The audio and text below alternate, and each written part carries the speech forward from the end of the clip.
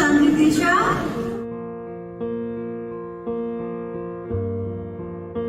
আসসালামু আলাইকুম এভরিওয়ান। সবার প্রথমে ধন্যবাদ জানাতে চাই সিজিএফবি অ্যান্ড সব সাংবাদিক ভাইদেরকে যারা আসলে এত সুন্দর একটা প্রোগ্রাম প্রতি বছরই করে বা করছে।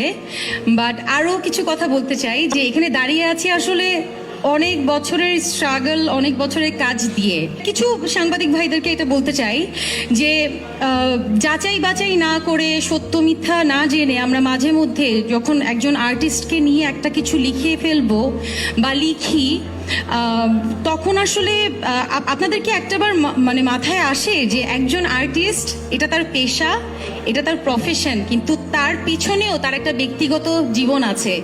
যে ব্যক্তিগত জীবনে আসলে তার পরিবার আছে, তার সমাজ আছে, বাবা মা আছে, ভাই বোন আছে।